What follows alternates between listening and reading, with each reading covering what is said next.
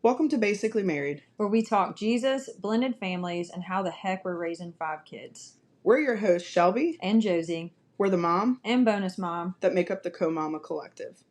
Make sure to tune in each week to keep up with the chaos.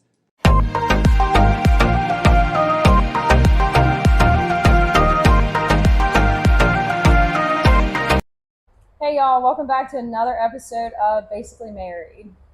We're your co-hosts and co-mamas. I'm Shelby. And I'm Josie. And today, we're going to talk about communication. Oh. Communication! Communication, how to talk. Woo! To talk or not to talk? Probably to not talk.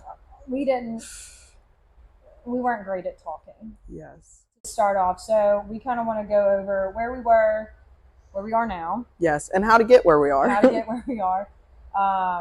Ways and apps and strategies that we used, tips for communication, whether you're BFFs, basically married, you're at war with your co-parents, or you're kind of somewhere in the middle. So I think we have a good bit of... Yeah, we've definitely been on the war side, for sure. Yeah, we kind of talked about, like, when we started communicating, it was forced. Yeah, so it was not really communicating. It was just getting by. It's like working a job but not getting paid for it. I will miserable. Say, to pat us on the back, we were always good about sending, like, for example, all of our kids are little and we're in school, but like we always sent the school papers back and forth. Yeah, all the important information. T-ball schedule, like whether we hated each other or not, like each household got the information communicated that was supposed to be. So I will say props to us, and we'll talk more about that later, but we have always done that. So if your co-parents are not doing that, I am so sorry. You'll get there one day. But we hope we can help you get there. I hope so. But communication now, we're on a podcast. Yeah. So we definitely know how to talk. Yeah. We probably talk a little too much now. Yeah, we talk at minimum once a day. We're more lax with communication now. I know I'm very organized. I'm very regimented with how I do things. Yeah. So our communication, even when we were like kind of on the fence, it was very, and we'll talk more about this in the tips part of this video, but like I had a template, and Jeremy and I would fill out every week with like the important stuff, because it was a way for me to make sure everything that Shelby needed to know, you knew. Right. And as the week went on, we would just fill it out on the computer and just send it. But it also fills in that gap of if you're not wanting to communicate, but you have to. So it's like keeping things at a bare minimum. You're not having to talk more than what needs to be talked about. Yeah. So I know that helped with that. It takes like the anxiety away a little bit. Yeah, it's almost like what if we could do like a freebie? Do y'all want one? We could do one, like a template. We could. Like, just again, it's like your little reminder, like, oh hey, we need to talk about this, we need to talk about that, and it gives your co-parent like a snapshot of the week. Right. Because I mean, if they miss the whole week, it kind of is nice to let them know how this is how the kids were. If they didn't feel good, if they had behavior issues, if they're coming home with extra stuff, if there's stuff coming up, it's just a nice way to like organize stuff. Right. So I thought that was helpful. But we also, like, we text now, we call now, I call now. Sometimes she doesn't answer. She doesn't know how to answer a phone, but whatever. I don't ever answer the phone. But we're in a good place now. We used to use, like, when all this started, we used to all be in a group text. Remember that? We used to be in a group text. We did? Yeah, I still have a group text. Me, you, and Jeremy? Yeah, and I think Ray Lee was in it. Oh, that's right. I do remember. Yeah, Granny was in it too. Yeah, we had a group text. Hey, Granny. And it worked at the time. Then we went to the free version of Family Wizard. It's called App Close, something. It's like an orange icon. But basically, it's a free version of Family Wizard. Family Wizard is a court-ordered app. It's $100 a year if you can avoid it. It also is... not negative, because if you're in a high conflict time, it is, I guess, helpful. It's not negative, but for me, what was attached to it? If you're using it, there's negativity that's coming with it. Yeah. Because if there wasn't negativity, you shouldn't need it. Right. You could. Because why do you need to pay $100 for something when you could just text or call or email, or there's a million ways to do it free, but not speaking about the money part, it was negative. Yeah. So it was, if I would see the notification, it was like, okay, here we go. Total mood killer, and not even in the sense of, oh, you're letting them have power over you and control how you feel. No, it just is an icky feeling that you can't avoid. So if you can be civil with your co-parent and not use Family Wizard, you're going to be better off. That's just my personal opinion. Yeah, it just doesn't feel good. Again, it is useful, though, I will say, for you type A's. There are free versions of this. You can Google, I think there's like Talking Parents, something with a calendar. There's a bunch of apps. So if you don't feel like texting is the way to go, or email, because sometimes like emails say they go through, they don't go through. But if you do feel like you have an app, I do like it because it did have the calendar. It did, and you can set up like events. So there is ways in the app to make it more, I guess, kind of like stress-free. Yeah. With the things that you got to remember. Yeah, there's perks. But I don't like it. We ain't ever using it again. Yeah, so. we don't use it now. We use Google Calendar, and we'll kind of run through like the tips again of what we do. But we use Google Calendar, which works great. You can share it. You got a Gmail account. It's amazing. You can color code it. She has every color on her calendar. All the colors. I use Google Calendar for everything all the time. So that is an option. But again, if you're still kind of in like a not friendly place, right, the apps are always good. It's not terrible to start there. And you can share documents too, which is good because you need to be sending, and we'll kind of go more through that in a little bit, but like things that you should be sending. So that was nice, like the kids' artwork and all, we would send that. So that is kind of easy sometimes, like with phones, like like me. Picture's too big. Literally. And you can't upload pictures. Can't send a photo. So if there's 10 worksheets that came home from school for the kids, can't send them. So the apps are cool. Yeah. We like the apps. For some, I do for some things. She does. I do not. I like the apps for some things. There's no we in this, okay? Not in that part. It's I only for that. So I like them, but I also like Google Calendar. Love Google Calendar, Google Calendar's good. We just text, call all the. But communication, organization, super important. But going kind of transitioning to that, like tips or things that we've used. We talked about the apps that are good. The template I also like, that's really good. Even if you use a template, and I don't know, upload, I guess, things that like we use, because it really is nice, and this will kind of be like another video, but like schedule wise. So we do a week on and a week off, but I've seen a lot of videos of 2, 2, 3. Yeah, it's like 2, 3, 2, or 2, 2, 3. Yeah, it's very confusing. And I don't know. I feel like, the kids are constantly like going somewhere, going back, and like constantly in a backpack type situation. Yeah. So a week on, week off works amazing for us. Yeah. We could dive into days and times and schedule and all that. But when you send the snapshot, I feel like it was a nice way to get like an overview of what the kids did, anything that went on. Like medicine was a big thing. Like if they started a medicine that was 10 days, we documented what days. So it's just easy, and you don't particularly, like if you didn't want to talk to me, you didn't have to say, hey Josie, they took their medicine. It was just when the we just said like on this date, so this happened. Like this is the time span that they took their medicine. Be the same if I don't know, there was just different like things that school, if they got hurt, yeah. If there was, they have a mark on them and then they go back home, we let them know like, hey, this mark happened because of this. No, we're not beating our kids. They're some wild ass boys, so they got bruises on them. But it was a nice little snapshot. We'll share with you guys kind of like what we did, but regardless, communication super important. And we started, like I said, pat on the back to us, because I will say, whether we were getting along or not, we always sent stuff that needed to be communicated. And Shelby and I were talking before we started the video of videos I've been seeing a lot lately about not being your parent's secretary.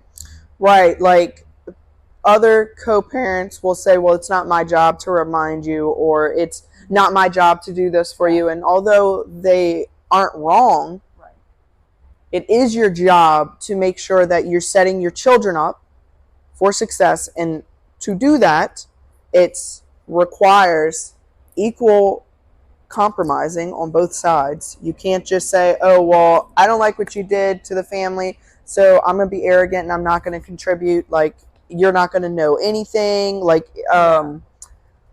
if there's an event at school and the other person doesn't know because a newsletter comes home on the other week, if you withhold that information, you're robbing your children from remembering and just having both parents involved, which is a terrible, terrible thing to do, and that's not the way to go about things whatsoever. Whether you want to see the other people, whoever they, I mean, it could even be extended family, whether you want to see them or not, it's not fair to rob your kids of that. So communicating anything that you want told to you, tell to the co-parent. Right. Because it's just, I mean, like you said, if a newsletter goes home on your week, the event could be on the next week. Right. And if you don't, if you're not transparent and say, hey, this is what we got, and then they just don't know, then you miss it. And then your kids don't understand what happened. And then your kids are like, why didn't they show up? And then it's gonna hurt. You're not saying we did that, but people do that. And it's not nice. It's not. Because it's important for, if you give everyone the opportunity to show up for the kids, because they didn't do anything, they didn't ask for this, so just give the opportunity. But we agree, like, you don't have to send 15 reminders, but if a soccer schedule comes out, send it out, say, hey, here's your copy, hey, here's the game, or like, even for us, letting whoever signs them up for a sport give the coach the other parents' contact info, because then that takes you out of it, so you don't have to text everybody. Or teacher night, like when we went to back to school night or whatever, we put both household info on the papers, because honestly, when they're with you, it could be you picking them up, Chad picking them up. When they're with us, it could be me, it could be Jeremy, it could be Granny. Like, it could literally be, so it's not, you're doing your kids a disservice by not communicating, whether it's difficult or not, whether you want to see me and I want to see you. The kids want to see everyone. And the point of communication is, because we share children, we wouldn't communicate if we didn't have the children. So you have to make it work. You just have to, because you know that if there weren't children involved, you would go your separate ways and never speak again, more than likely. But that's not the case. When you share children, it's not fun, it's not easy, but you can make it work. We've definitely made it work. When I say it's not easy, it's super easy for us now. Yeah, now it's fine. Now, but I don't believe every co-parent relationship is going to be unique like ours, because I don't think everyone is going to be able to just put that sword down and say, okay, like we have done. Yeah, just give up. But we encourage you to. We would love for you to. It's so much fun. It is, and there's no like we don't even fight. No, we don't argue. We don't. It's such a peaceful. And there's no walking on eggshells. It's like, as transparent as we are, it is literally like this. There is no, like, we're sugarcoating anything. Like, this is raw. This is really how we are. But it didn't start like that. And we'll get into that one day. But it truly, for those of y'all that do know us, truly didn't start like that. But I will say, props to us, communication, even if it wasn't always the best, we did communicate pretty much everything for the kids. Like, I don't think, like, we were pretty transparent.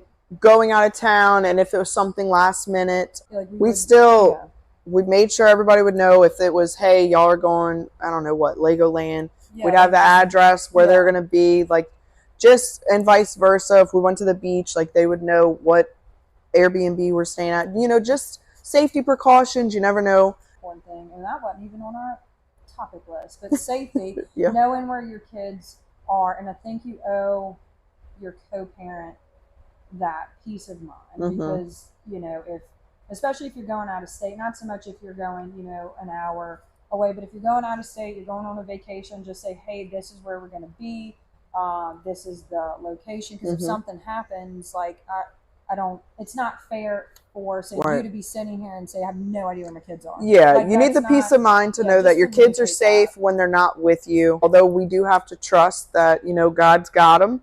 So whether they're with me, they're with you, you know, or your kids are with you or your co-parent, we have to trust it, but you're still gonna, the parent in you, you're like, all right, where are they? Right, but it makes you feel better. So just be decent, like just communicate where the kids are at. I don't think that's a big deal. Or honestly, like, communicating will probably eliminate a majority of the problems, because the problem with today, with any type of relationship, is communication. Lack of communication and lack of comprehension. Yeah, understanding and listening also, and making sure when your co-parent says something that validation. Yeah, and just say, like, I understand where you're coming from. I may not agree, but I do get what you're saying. I mean, that's good for any relationship. Right. When you make your co-parents feel heard, that pressure goes away, and there's not as much animosity, because when someone doesn't feel heard, they're ready to go. The claws are out. It's not a good feeling. No, it's not. So the easiest way is to just say, hey, I just want to communicate solely for the sake of our children, and that's it. And that should be enough. That should be more than enough. Plenty. And, you know, if you keep the focus on the kids, I think we made a post about that too. I'll have to go back and look, but I'm pretty sure we made a post about that, is like taking your emotion out of it, which you're not always going to do. Like some days, and, you know, because we are human, I mean, some days it can be, you know, I had a bad day, and anything I say is has attitude with it, because I've just had a crappy day. So really try to take your emotion out of it. You're not always going to succeed, but take that aspect out of it.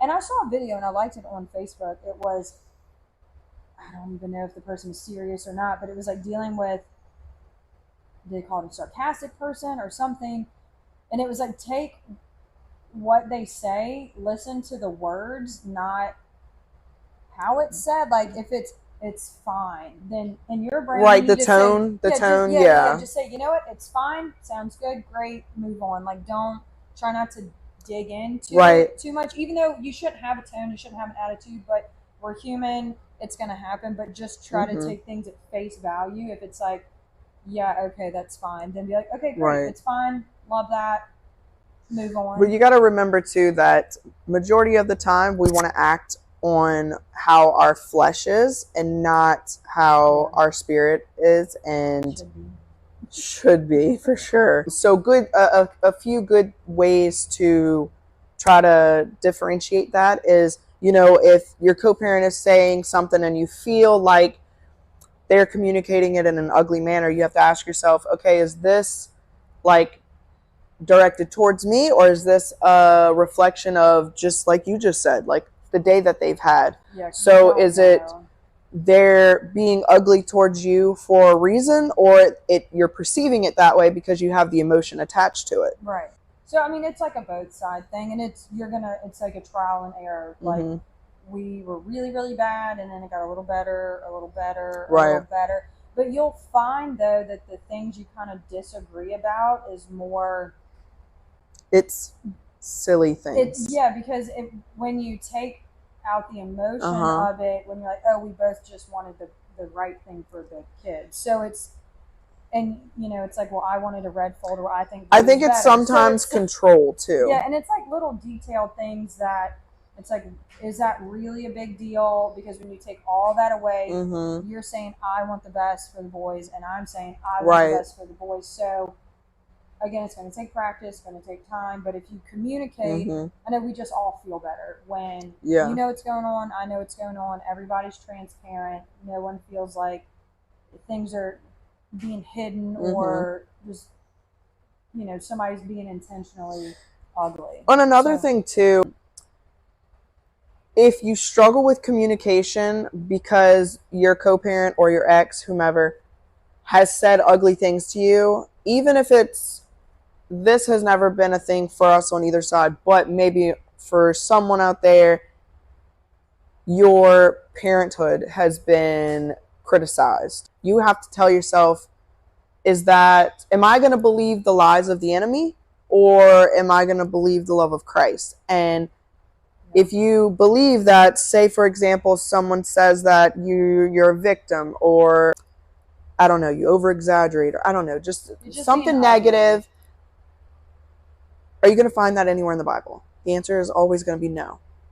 What you will find in the Bible is that you are loved, you are worthy, you're a child of God. So if it is anything negative, you need to tell yourself, that's the enemy trying to protrude through, and I'm just going to stop this right now. I'm not even going to engage. Disengage immediately. Tell yourself, I can't control the things that someone else says. Yes. I can only control how I respond and react to them. Yep. And then you just move diligently the way that Christ would, and I promise you it gets better. It gets better. It does. And I wish we didn't waste so much time getting hung up on the negativity of each other. Mm-hmm. Like if one of us, like, because it can ruin your day. So even if I've had a lot of days ruined because of you. But I'm making up for it now. Yes, you do. But no, if we would have just, even if say like you were like, I'm just don't like you, I'm gonna be ugly to you. If I would have just said, I used to say that. You love me. I do love you very much. We'll do a tell-all one day. But if I would have just said, you know what, I'm going to stop. I'm not listening to it and move on about my day, instead of saying, wow, you hurt me, so I'm going to hurt you back. It just, you can stop the cycle to an extent. Like, you can't stop what the other person's doing, but you can choose not to engage. And it is so freaking hard. So difficult, especially when you're hurt, your feelings are hurt. It really, like, it truly is hard. It you is. want to be heard. Like, why are you saying this to me? Because you have your feelings, I have my feelings, and we're both right. Right. But you know, you fight to just be heard. But sometimes it's better to just stop. Both sides should absolutely be validated. Yeah. Everyone is entitled to their feelings, and no one can tell you that you do or don't feel a certain way.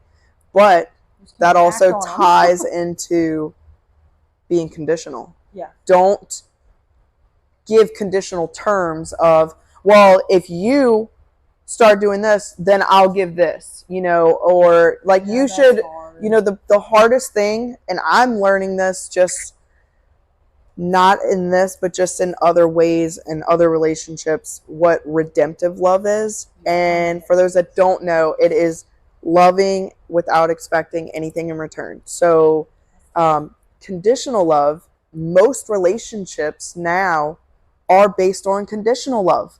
Yeah.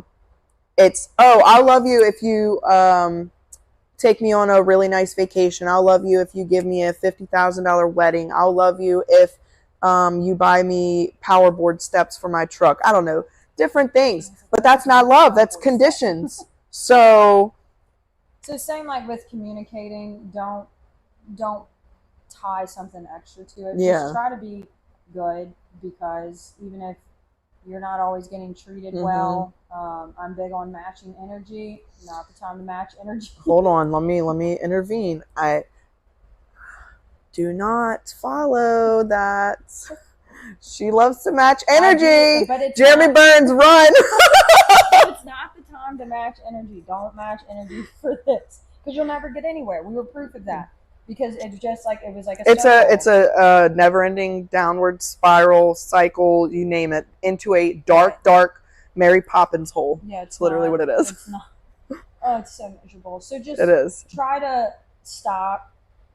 Try to not take things personally, even if they are personal per se in nature. Try not to. Just maybe think about how you are when you've had a bad day. Like everything's already bad, crappy. Everybody's feelings are hurt. Then you add something else negative on top of that. Also, stop and pray in the moment. Like if something is happening in the moment instead of responding, and you don't feel heard, literally just say, okay, I'm just going to pray about this because I don't know what else to do. There is literally nothing else you can do. And sometimes, all the time, God wants us to come to him. And this isn't, I do want to chime in too, this isn't where we're trying to sound like, oh, we're so godly and all. We really are. But it's, you know, when your life truly changes and you start seeking God and you see the work that he is doing, the provisions are constantly flowing, even if we don't see him, you know, like there's just like you remember asking aura that changes, and it's, you have peace, and without God you won't have peace. And so that's how I know we're doing things the right way, because there is no animosity, there's no hate. We do for each other, and not to expect anything in return. Right. Like it's not a conditional thing. How to set boundaries. That's super important. Because even as adults, we have to set boundaries respectfully. So that's something. And that is healthy. Yeah. It's not an unhealthy thing to have boundaries. To set a boundary. It's necessary. Stick to it. But there's a right way to do it and a high conflict way to do it. So we're doing them a disservice by either not communicating and avoiding, because then we teach them to just shut down, or just constantly arguing. Then they learn that conflict is normal, and we don't want them to grow up. And then that's what they look for. Yeah, they think that that's to be expected, something they should just be okay with, and it's not. And then, like you said, if they're in the same predicament as we're in later on, they'll at least be equipped with how to correctly handle it, and then hopefully that they avoid this situation. Like just with a partner, they'll know how to effectively communicate through an argument, a disagreement, and not even just a partner, just people. You know, every relationship, you have to have communication. And if even just friendships, like even if they go into the 5th grade and they don't know how to communicate, they're going to struggle throughout the rest of their adolescence with making friends and just being present with other people if you can't communicate. Yeah. And then to kind of wrap up on communication, you need to watch what you communicate, because we are talking about setting an example of how to communicate, but there's certain things that should be totally off limits. Yeah. And we'll kind of get into that next episode of things that, what are we titling that? You're talking about for next week. The other day? Yeah, the other day. Yeah. So we'll kind of fill y'all in on what happened. Wait, was that this week? Yeah, it was Monday. Yeah. Yeah, it was this week. Yeah, it happened this week. We'll kind of fill y'all in. Yeah, I was going to say, I was like, are you just talking about it now?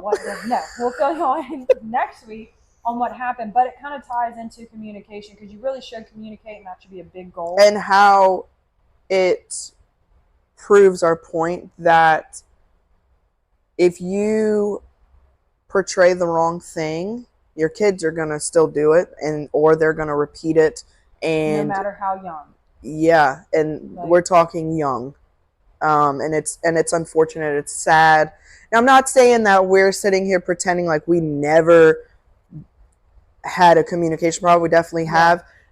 We definitely have all three been in a verbal argument face to face, and our kids were there, and we all were fighting like, we don't want to do this in front of them. But then it's also, again, like your flesh, like you're like, how do I like hold it in?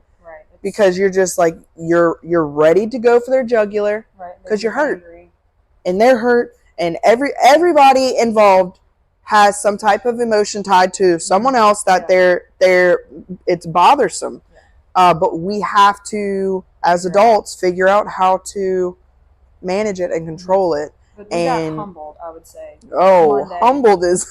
We got humbled to what could happen and may have happened. Like our kids could have said something we may not know, but we kind of got definitely grateful for the relationship we have and what our kids have, because that was just a very blunt reminder that other kids have such a different life, and it's so sad. And honestly, it is our responsibility. So if we drop the ball, it is our fault.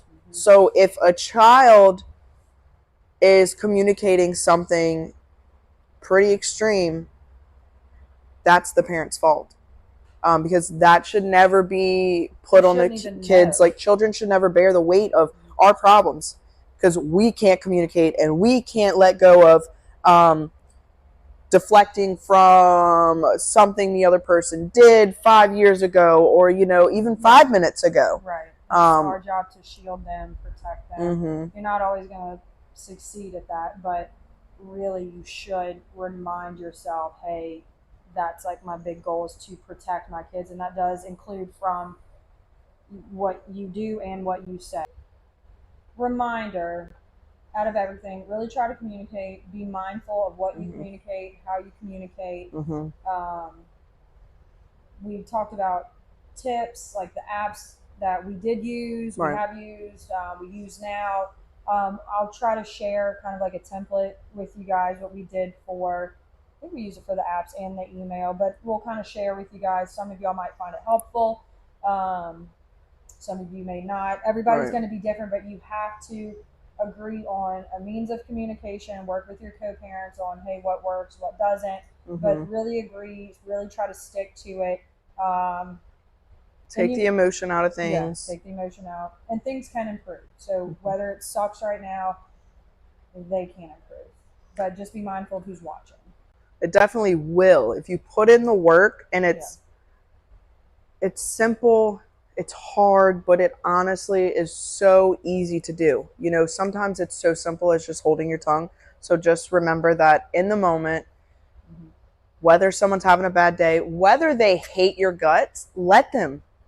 But you show them what Christ's love looks like, and they're gonna put their sword down. But it's true though, like when you're not giving the same energy back, I love you, but when you're not giving the same energy back, sometimes it's necessary, but there are times when if you just put the sword down and literally be an example and say, okay, that's how you feel. Literally tell them thanks for sharing and go on about your day.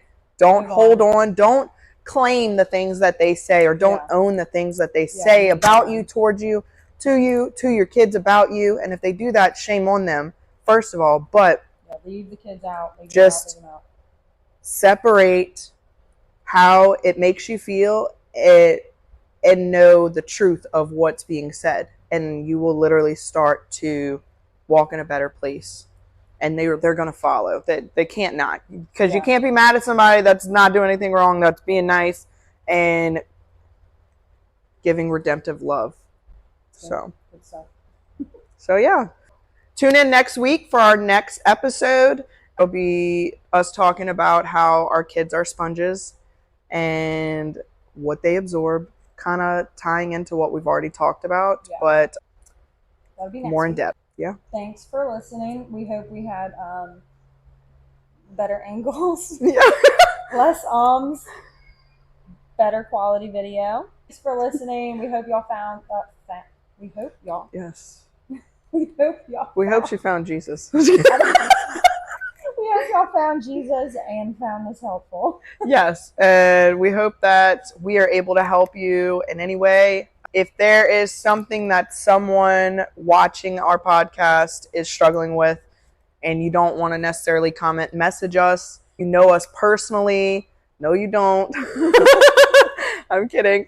But y'all, if you do know us personally, text us, call us, whatever. Like, however we can help you in your specific situation, we would love to. That's the whole purpose of doing this. Let us know. So yeah, let us know, and we can't wait to have you back next week. Bye.